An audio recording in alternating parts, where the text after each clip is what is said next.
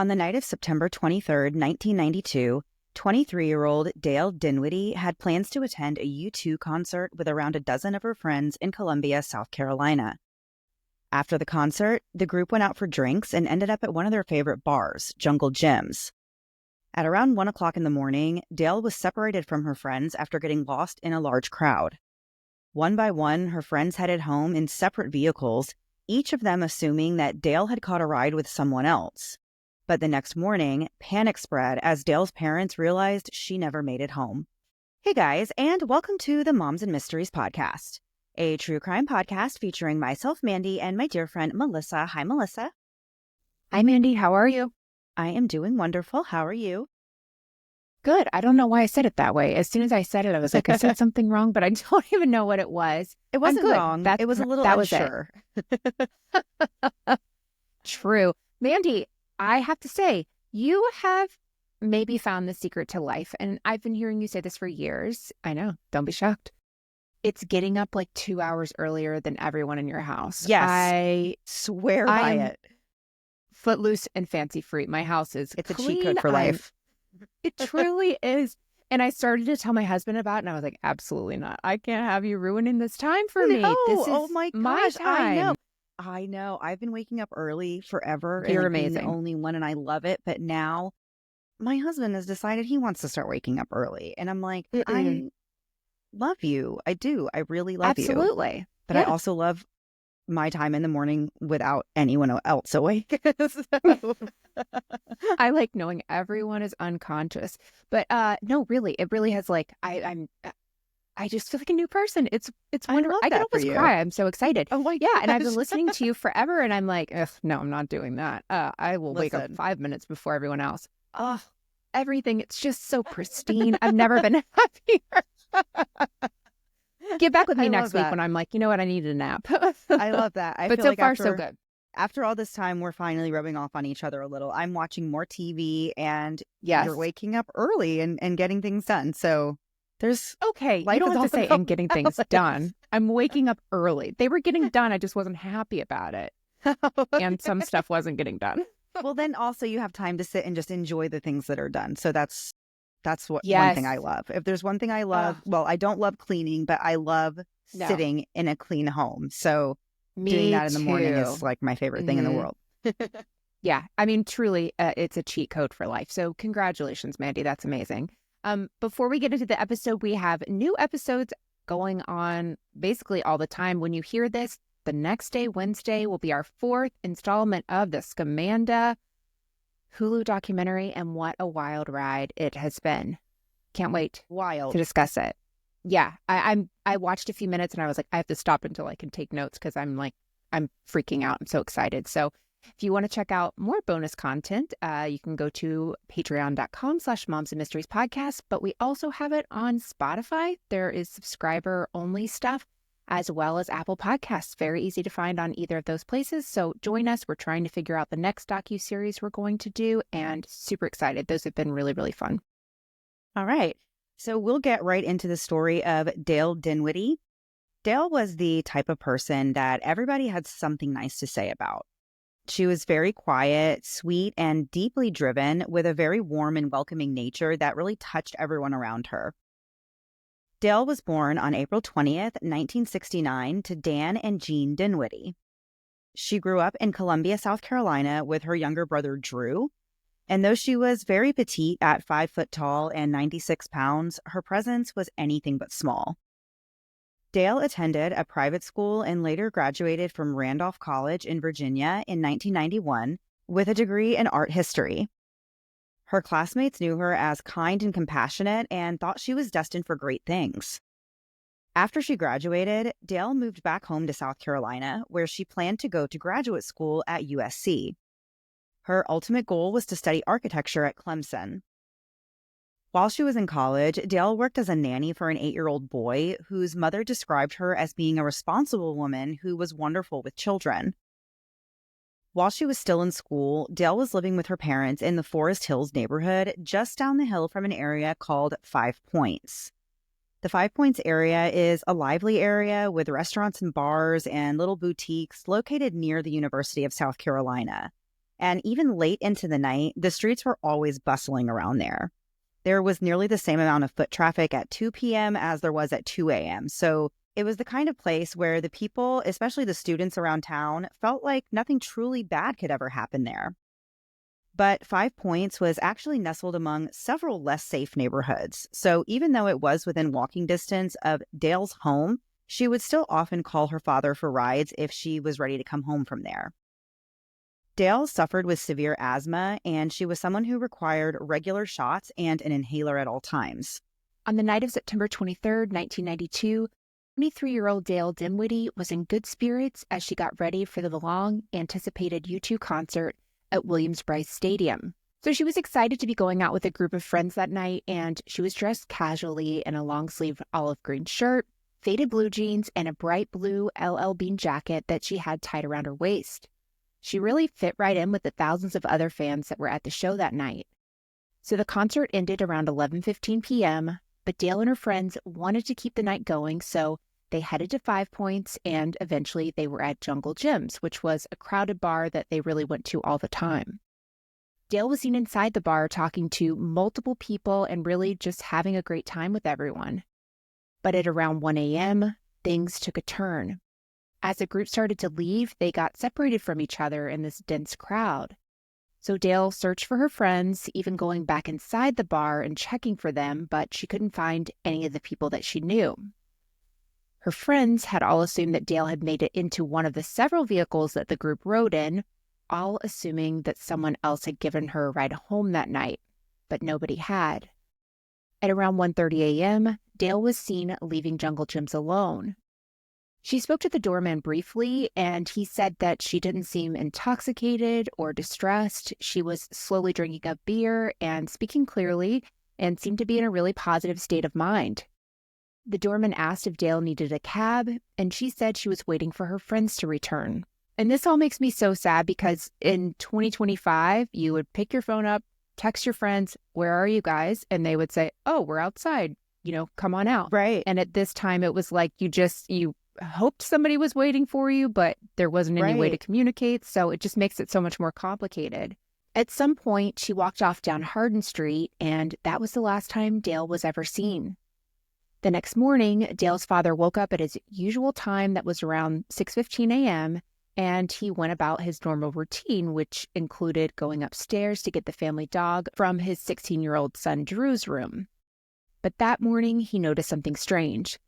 The lights in Dail's bedroom were still on, her radio was still playing, and her bed hadn't been slept in.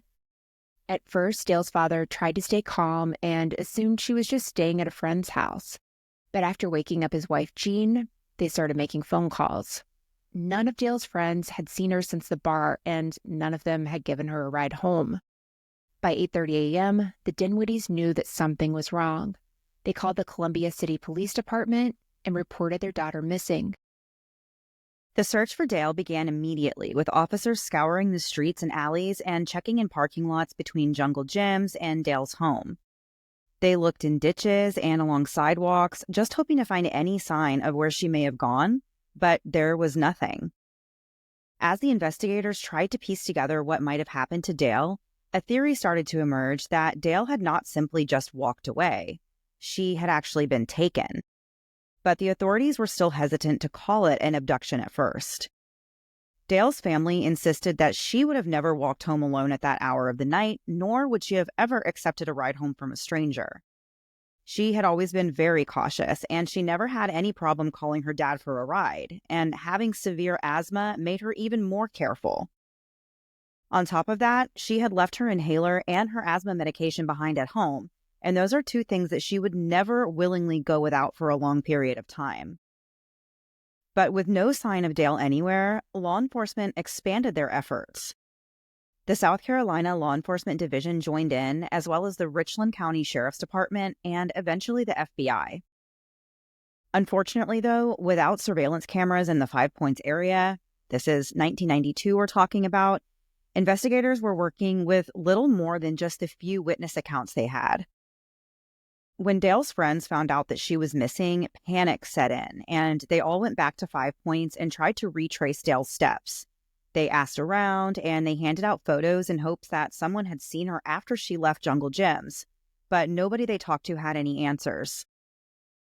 The next day, the search had intensified and dozens of high school and college students flooded the city, plastering all of Columbia with flyers that had Dail's face on them. Word of her disappearance spread very quickly, and it soon became a national news story as the reality set in that Dail hadn't just wandered off. Something had happened to her. And we're going to get into the rest of the story after a quick break to hear a word from this week's sponsors. Okay, I have to tell you about this cashmere sweater I got from Quince. It's seriously the softest thing I have ever worn, and it didn't cost me nearly as much as I thought. Cashmere, huh? I've always thought of cashmere as one of those splurge items that I definitely cannot afford, but if it's from Quince, I'm guessing that's not the case. Exactly. It's way more affordable than you'd expect. I mean, I've seen similar sweaters at other places for triple the price. Quince makes luxury feel a lot more within reach. Well, you're the sweater expert, but what's the catch? No catch. They just partner directly with the factories, so you're getting all the premium quality without paying for the brand name. Plus, everything's ethically made, so you don't have to feel bad about it.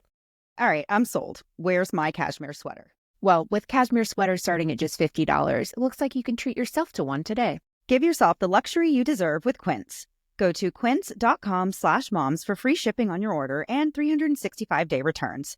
That's QUINCE.com/moms to get free shipping and 365-day returns. Quince.com/moms.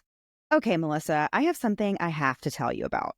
I tried Daily Look, and I'm officially hooked. It's seriously the best clothing service I've ever used. And you know how picky I am about style, but they totally get it. Oh, I absolutely know exactly how picky you are. What made it different for you? Well, for starters, it's not just some algorithm picking clothes out for you. You actually get a personal stylist who takes your preferences, your body shape, and lifestyle into account, so every box is tailored just for you. Okay, but what'd you get in your first box? I got a pair of Flying Monkey jeans, which is one of my favorite brands, and honestly, I was shocked at how well they fit and how much I loved them. Jeans are really hard to pick for myself without buying them in person, but Daily Look made it a breeze. I love it. And please tell me you can do all of this and never leave your house, right? Exactly. I tried on 12 pieces in the comfort of my living room, and you only keep what you love, so it's actually super easy to send everything else back. Plus, free shipping both ways, and you can't beat free.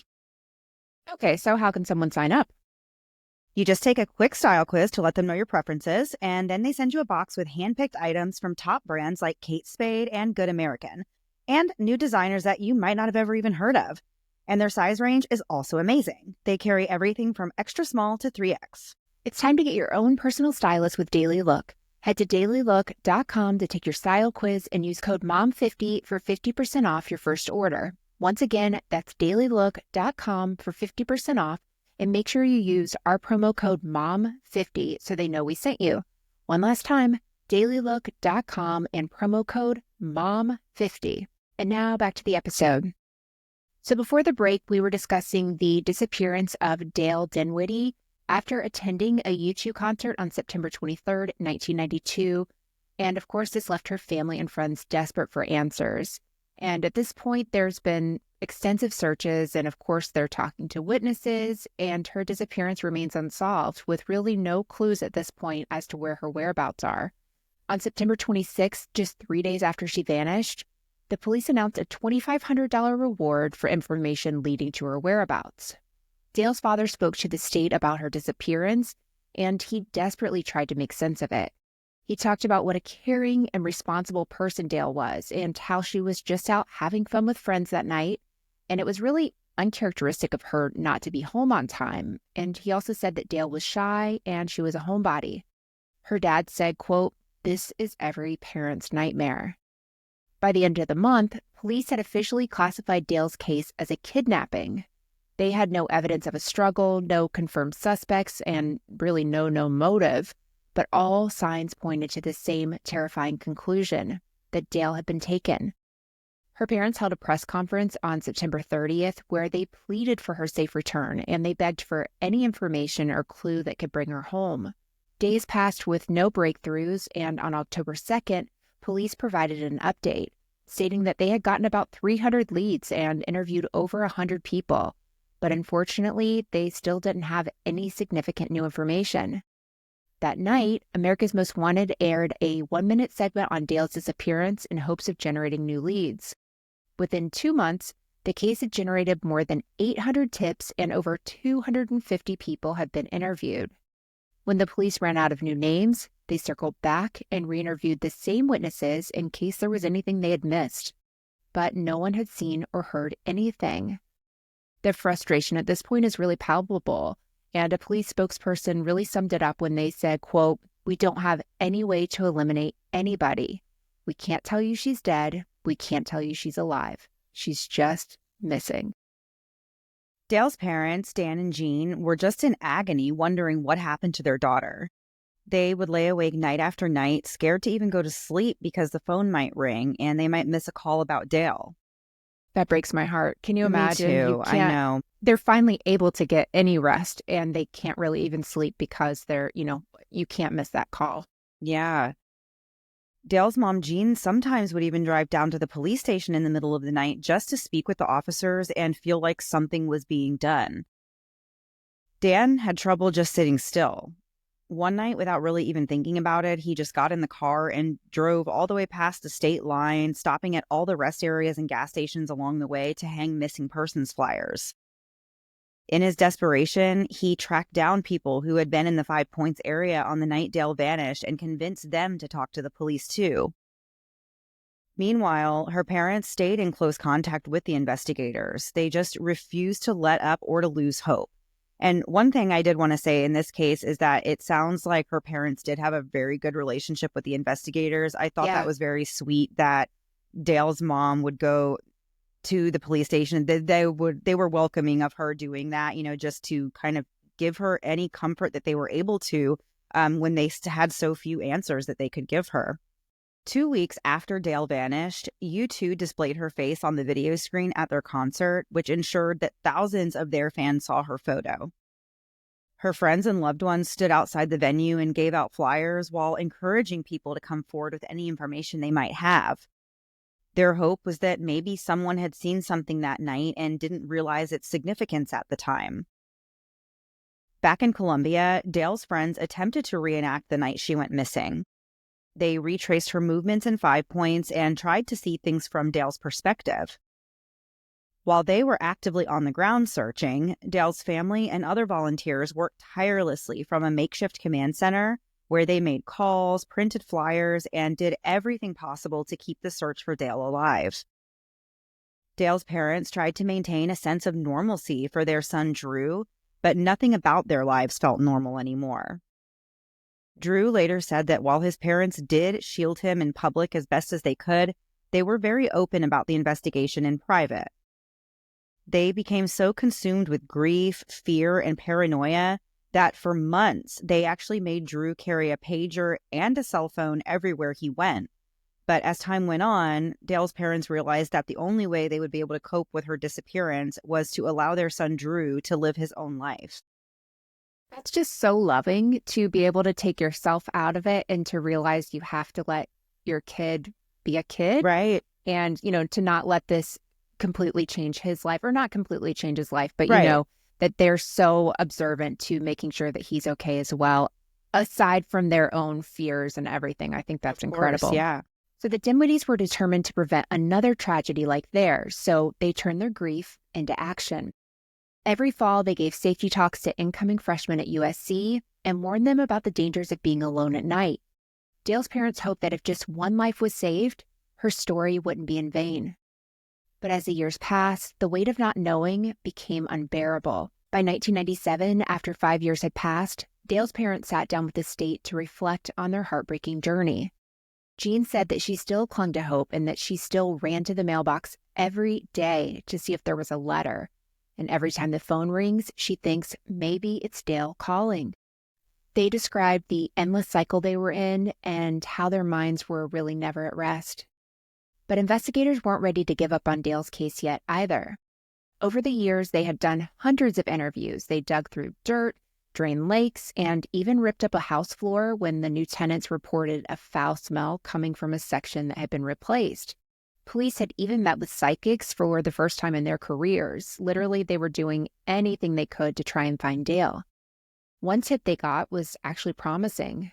There was a convicted drug dealer who was looking to cut a deal on his 20-year prison sentence, and he claimed that he was present when 3 men abducted and killed Dail. The man even named the 3 suspects, and they were shockingly already on the list of prime suspects. According to the man, Dail's body had been stuffed into the trunk of a car, and then the car was dumped into a lake on private property in Lower Richland. Police took this claim very seriously, and they sent divers to the lake. Shockingly, they did find a submerged vehicle. A crane was brought in to remove the car from the water, but when they pried the trunk open, it was empty. There had never been a body inside of it, and this tipster had been lying. Investigators were disappointed, but they pressed forward. That same year, 5 new detectives were assigned to review the case files and conduct re-interviews of 32 individuals. They chased every possible lead, trying to uncover anything that may have been overlooked. But in the end, there were no new breakthroughs. The Dinwiddies remained in their Columbia house for over a decade because they were afraid to move in case Dail ever found her way back. But in 2005, they made the difficult decision to leave. The family moved just around the corner, though, so they felt like they were still within reach, just in case. By October of 2000, the police were still searching for answers. It had been 8 years with no significant leads, but then out of nowhere, a new name entered the conversation. And that name was Reynaldo Rivera. Reynaldo was a serial killer who operated in Georgia and South Carolina. He had been arrested in Georgia, but at the time of Dail's disappearance, he was actually attending USC. So the authorities started looking into him as a possible suspect in Dail's disappearance. The Columbia Police Department and the Richland County Sheriff's Department both wanted to speak with Reynaldo in regards to Dail's case. They felt that the possibility that he could have been in the 5 Points area and targeting young women on the night Dail went missing just was too big to be ignored. As they dug deeper, they noticed a pattern with him. Around 30 women had come forward and reported that Reynaldo had approached them in the past. These women had eerily similar stories. Reynaldo would wait in parking lots, calling women over to his car or van under the pretense of asking them for directions. And then he would shift the conversation to start talking about his photography and his business plans and ideas before he would eventually ask the victim if they had ever considered modeling. It was noticed that Reynaldo's victims all had strikingly similar features. They were all petite and slender and had shoulder-length blondish hair, just like Dail. One of Reynaldo's victims and survivors, 18-year-old Chrissy Lee Barton, later spoke about the scary encounter that she had with Reynaldo. It was October of 2000, and she was just stopped at a stop sign when Reynaldo approached her car. The cars that were behind Chrissy Lee started to honk because Reynaldo was actually holding up traffic trying to talk to her. So he suggested that they pull over into a nearby parking lot and continue their conversation. Chrissy Lee complied, and when they stopped, Reynaldo introduced himself as a professional photographer, and he asked her if she had ever considered doing any modeling. When Chrissy Lee asked him for proof of his credentials, he didn't have anything to show her, so she actually started to feel off about the whole thing and tried to brush him off. But Reynaldo was persistent about taking photos of her right that moment. Chrissy Lee suggested that Reynaldo could follow her to her stepfather's apartment, and she actually tried to lose him in traffic along the way. She was weaving in and out of the different lanes, but he stayed on her tail and pulled into the apartment complex right behind her. Reynaldo parked his car right next to hers and followed her inside.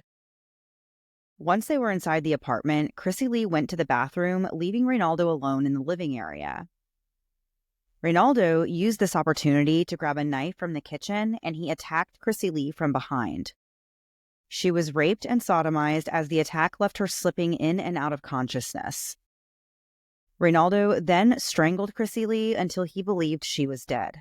Reynaldo left Chrissy Lee's unconscious body lying on the floor while he left to go move his car down the street.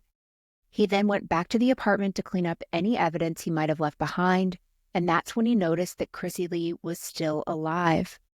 Reynaldo made a second attempt to strangle her to death with a towel, before grabbing another knife and stabbing her repeatedly in the neck, severing her jugular vein. Somehow, against all odds, Chrissy Lee survived. She regained consciousness and managed to crawl to the phone and call 911. When police arrived, they found that the door was locked from the inside and that Reynaldo had escaped through a back window. News of the attack spread quickly, and when a description of the suspect was released, 2 people came forward to say they thought it was Reynaldo Rivera. Those 2 people were his coworker and his sister-in-law, which Those I are give pretty huge big props to. Yes, those are like, those people are huge. I would definitely weigh their opinion very heavily for sure. Absolutely. And it has to take a lot to call on someone that you work with every day, Right. and someone that you are related to. Right. So, I mean, they must have known he was trouble.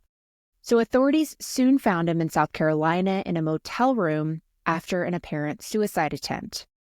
Once he was taken into custody, he not only admitted to attacking Chrissy Lee, but he also confessed to the rape and murder of 21-year-old Marnie Glista in September of 2000 and 17-year-old Tabitha Bosdell in June of 2000.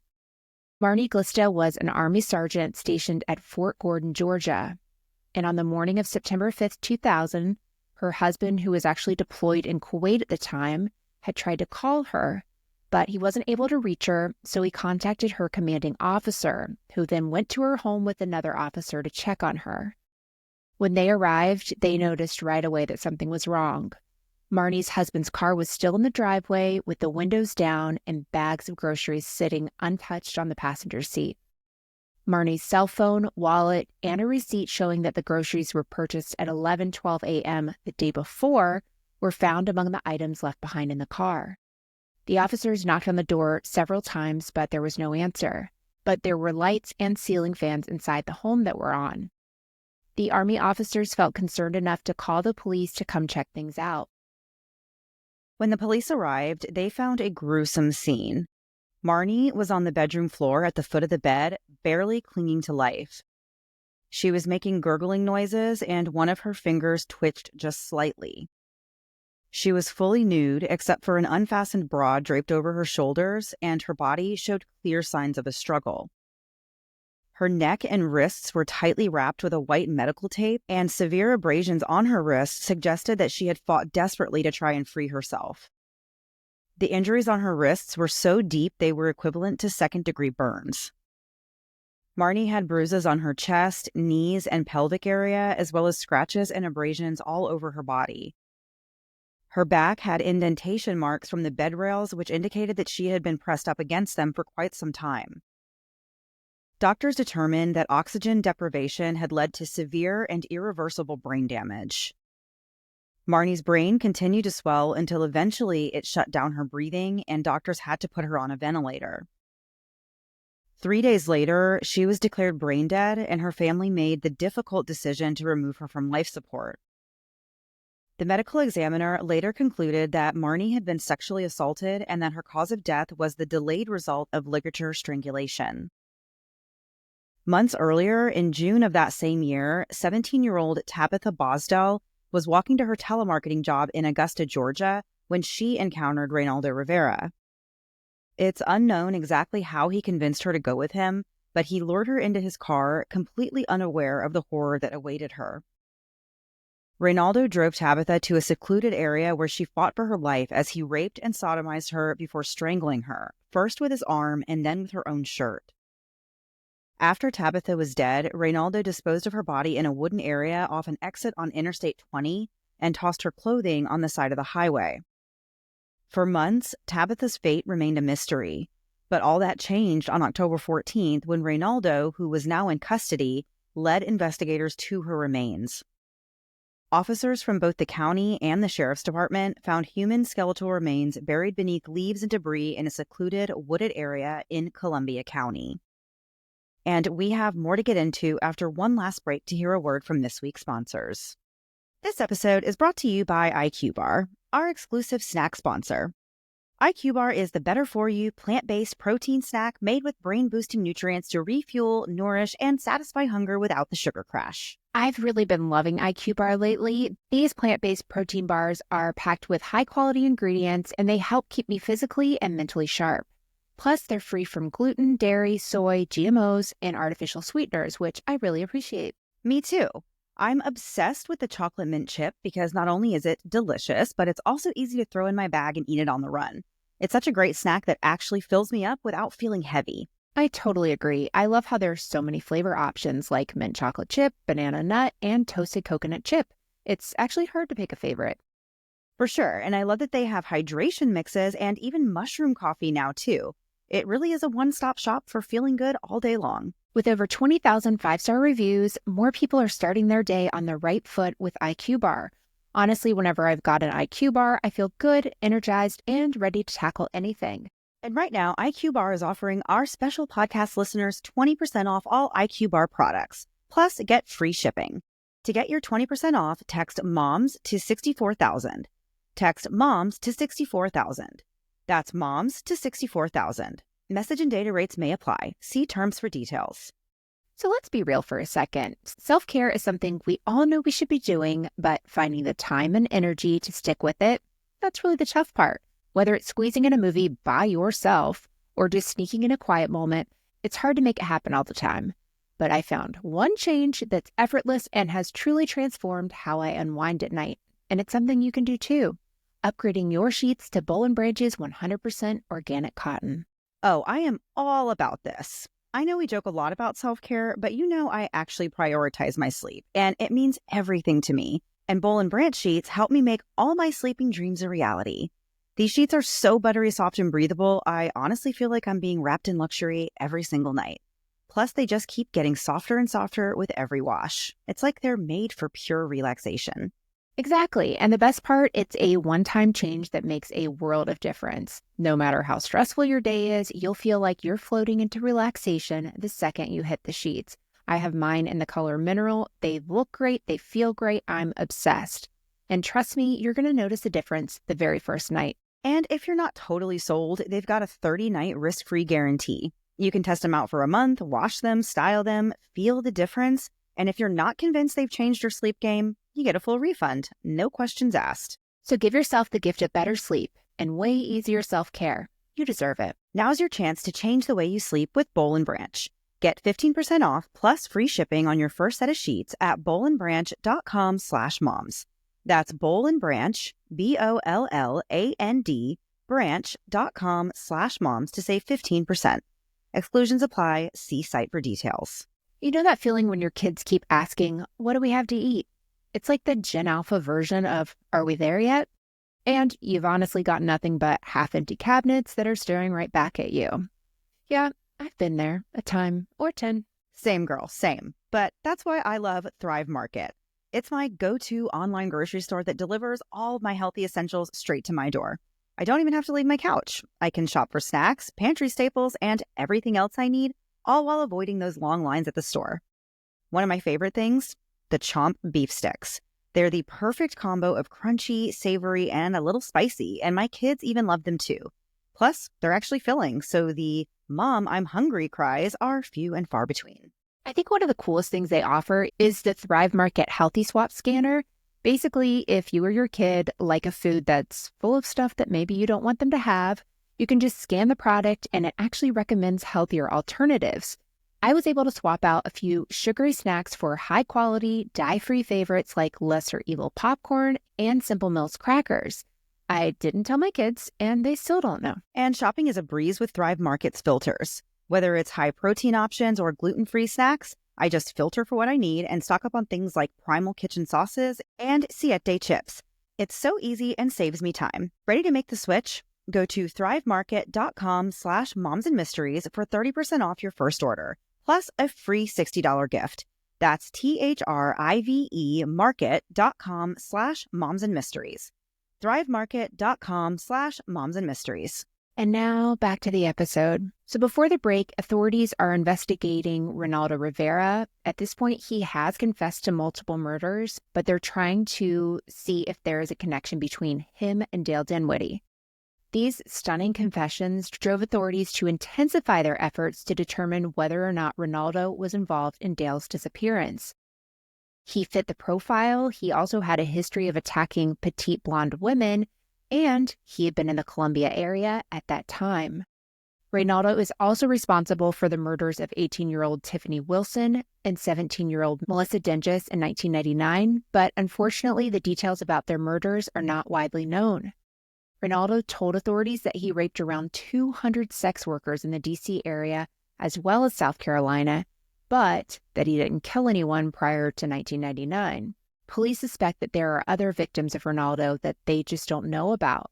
But in the end, he was never officially tied to any other cases, including Dail's. In August of 2012, 20 years after Dail vanished, investigators made another push for answers and announced a $20,000 reward for information, as well as an age-progressed photo of what Dail might look like at 43 years old.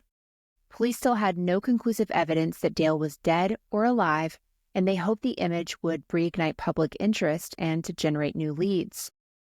Dail's parents, Dan and Jean, made another heartfelt plea for someone to come forward. Jean was emotional as she said, quote, "I don't know that Dail is safe or where she is. I don't really think that someone from Mars came here and took her, but someone did.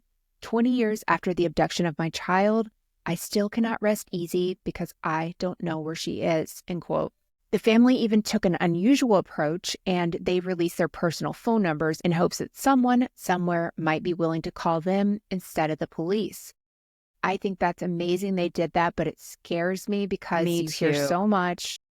Yeah, like even families who don't have anything out there like that, like their personal phone number. We know we're friends with somebody who got like a false lead on in a text message, but it was a scam. Right. There's just people out there that just do things that you can't understand just to be a nuisance. So the years continued to pass, but the pain never dulled for the Dinwiddies. In 2018, on the 25th anniversary, Richland County Sheriff Leon Lott spoke to the state about the impact the case had on his department. He said that Dail's parents still called regularly, sometimes in the middle of the night because they were unable to sleep. Sheriff Lott said, quote, "I can see the pain in their eyes and hear it in their voices, but they are still focused, and that has fueled us," end quote. That actually gave me chills because, man, that is just, I can't imagine going through this all those years and still, even the police still getting these calls. It has to break their heart, too, to know that they don't have anything new to give them, and they have to just be waiting for the day that they can. Dail's brother Drew also spoke about how their family had never given up and said they want answers more than anything. By this time, investigators had followed up on more than 1,000 tips, but none of them had led to Dail. The search had led investigators to dig up bones that ended up being from a deer, checking properties with ground-penetrating radar, and tearing up a floor at a Five Points home to find the cause of a foul odor, and pulling a car from a pond. Investigators had traveled across the Southeast and as far as Las Vegas and Minnesota to interview criminals who claimed to know something or claimed that they were ready to confess, but the stories they told were all easily debunked. The FBI, state, and local authorities still check for new suggestions monthly and investigate any captured serial killers or kidnappers who have any ties to Colombia. And DNA from any unidentified bodies is compared to Dail's DNA.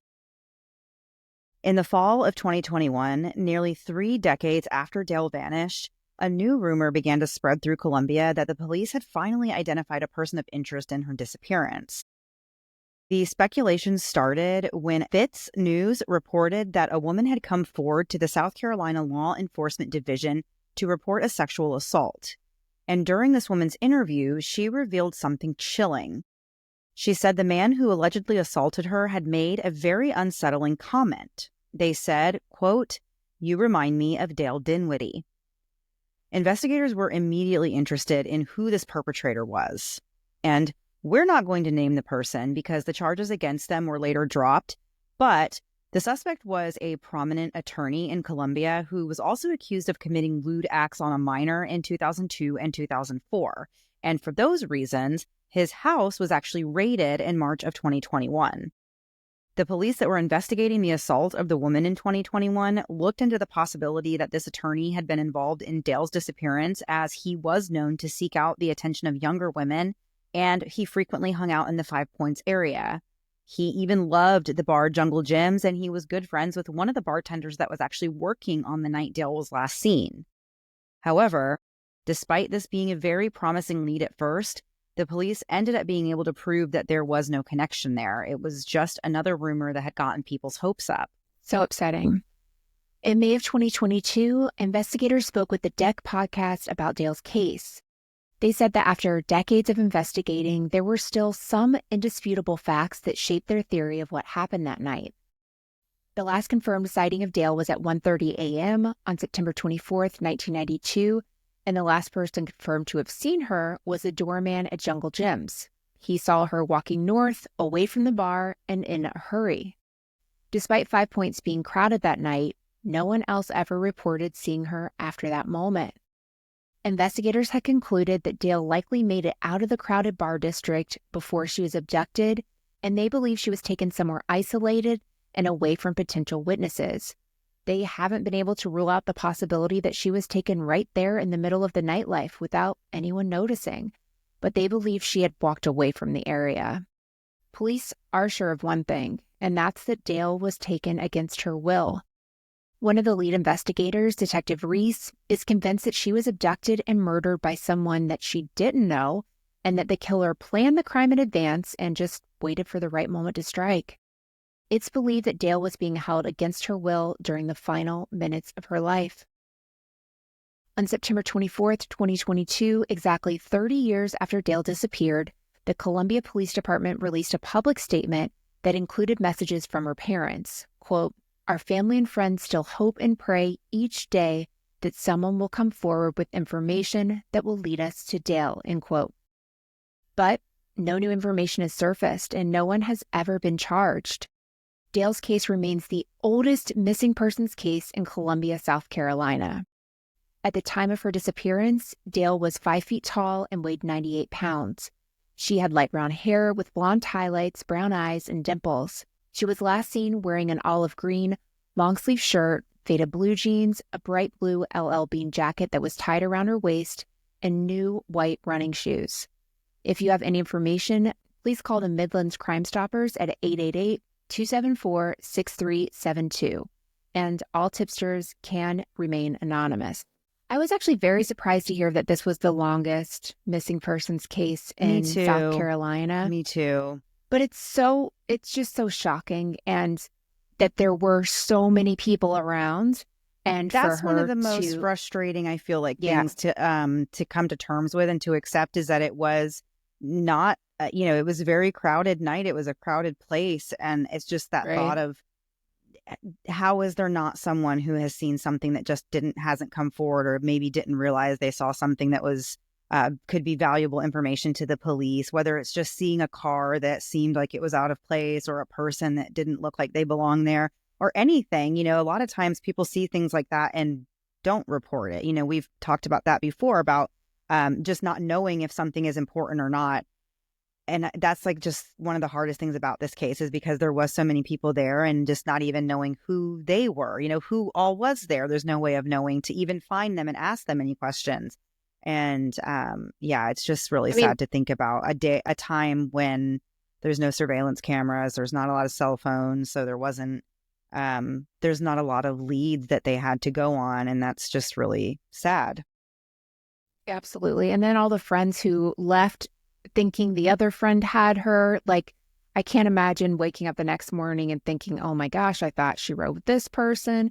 But it seemed like her friends and family really rallied and did as much as they could. The police interviewed so many people. And I don't know, I'm so hopeful in all of these cases that families will get answers. They will get answers. Yeah. And I hope it's sooner rather than later for her family especially.